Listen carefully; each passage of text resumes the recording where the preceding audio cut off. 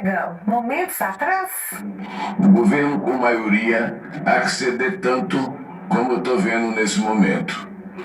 Dessa forma, eu prefiro me retirar. Dúvida, esse cara seria fascista ou democrático? E como ele está no seu espectro ideológico, eu acredito que o senhor acha ele democrático, por mais que pareça não ser.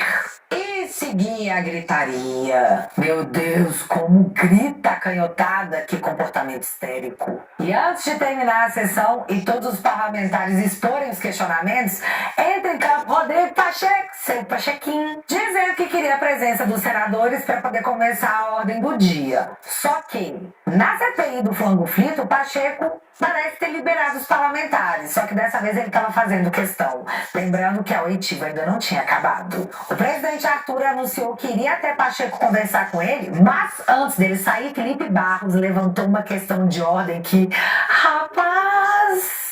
Da Lei 13.869 de 2019? Pois não. Senhor presidente, nós na legislatura passada aprovamos a Lei 13.869 de 2019, que é conhecida como a Lei de Abuso de Autoridade, que no seu artigo 38 diz o seguinte: antecipar o responsável pelas investigações por meio de comunicação, inclusive rede social, atribuição de culpa, antes de concluídas as apurações e formalizada a acusação.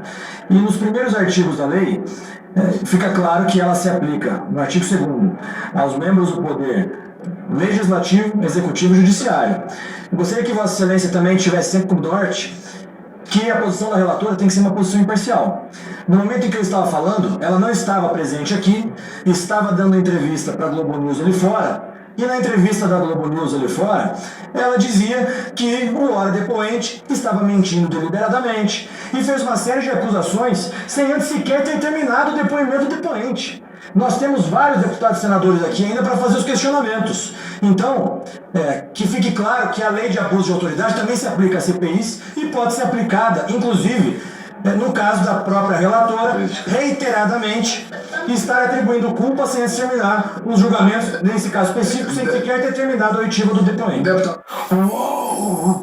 Volta seu Arthur dizendo que trocou uma ideia com o Pacheco, que disse que às vezes que a CPI do frango frito rolou ignorando a ordem do dia, foi sem a benção dele. E eu não posso fazer nada a não ser acreditar no seu Pacheco, né? Mais uma pausa anunciada com o combinado que, após a ordem do dia, a oitiva iria continuar. E ela voltou, e começando com Damares citando meu melhor amigo pra vida toda, porque eu sou democraticamente obrigada a te perdoar e não guardar rancor. Xande. O ministro Alexandre de Moraes, no dia 30, ele deu uma entrevista dizendo, ele mesmo disse, que com as suas explicações ele entendia que nenhum eleitor foi impedido de votar. Pode ter tido atraso em um ou outro, quando vocês pararam um ou outro ônibus, mas o próprio ministro Alexandre, ele disse que entendeu que nenhum eleitor deixou de votar. A minha pergunta é, nessa conversa que o senhor teve com ele, isso ficou esclarecido para o ministro Alexandre, porque eu me dou por satisfeita com a fala dele também. Temos o vídeo do próprio Magnânimo? Temos o vídeo. A Polícia Rodoviária Federal editou uma ordem de serviço, que todos viram, dizendo que, no que não fosse conflitante com a decisão, as operações com base no Código de Trânsito Brasileiro seriam realizadas. As operações realizadas, e foram inúmeras operações realizadas, feitas em ônibus sem condições de transitar, mas esses ônibus em nenhum momento retornaram à origem. Ou seja, eles prosseguiram até o destino final e os eleitores que estavam sendo transportados votaram. Mas é importante novamente salientar que não houve, nas operações, não houve retorno à origem dos eleitores. Os eleitores prosseguiram até a sua sessão eleitoral e votaram. Nossa senhora, que humor maravilhoso, e quem fala o contrário é recalcado. Oi, galera do TSE que estão me monitorando. Anota aí o elogio que eu fiz, hein? Deve contar ponto. E eu poderia dizer mais uma vez que ficou claro para qualquer pessoa, por mais que ela só tenha o tico e o teco, que o que assistimos nessa sessão foi a tentativa de implementação de uma narrativa que não deu certo. Mas eu vou fechar o último vídeo com a fala do Nicolas, que do nada incorporou Cid Gomes, subiu na retroescavadeira e foi. Foi colocado aqui um questionamento se a camisa 22 era ou não do Rodinei do Flamengo. Isso chega a ser vexatório para um governo, numa tentativa de elencar uma narrativa, fazer essas perguntas para o senhor. Quando nós olhamos aqui, os outros senadores anteriormente colocaram a respeito aqui de outros demais temas, como por exemplo a escolha do PRF, do diretor, e a sua imparcialidade e a sua proximidade, né, ou não com o presidente Bolsonaro. Eu gostaria, isso aqui é um momento especial, eu gostaria por gentileza solicitar à mesa que colocasse a foto do então imparcial novo diretor da PRF, com seu charuto, boné cubano. Pode passar por gentileza para a próxima foto que todos gostariam de ver, onde ele está com sua toda a imparcialidade, com a foto do atual ministro da Justiça. Ou seja, os questionamentos que foram colocados aqui, agradeço pela exposição, na verdade devem ser questionados ao novo diretor da PRF, afinal de contas, ele era o diretor daquela data. Portanto, vi aqui também os senadores dizendo a respeito que onde estava a PRF, senhor Vasquez, quando, por exemplo, o Bolsonaro andava sem capacete na moto. Aí eu te pergunto, olha só que presente a nova ministra do Lula nos deu hoje. Ela andando de moto sem capacete. Aí eu pergunto, senhor diretor da PRF, onde está o senhor quando uma ministra, inclusive está andando sem capacete na moto? E a título de curiosidade, sabe qual foi a resposta do ministério a respeito do porquê que ela estava sem capacete? Porque eram regras determinadas do local.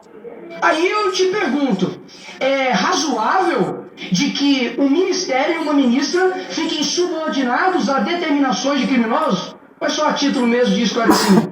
A questão aqui de acusações feitas ao senhor, como se o tom fosse além de acusatório, fosse de sentença.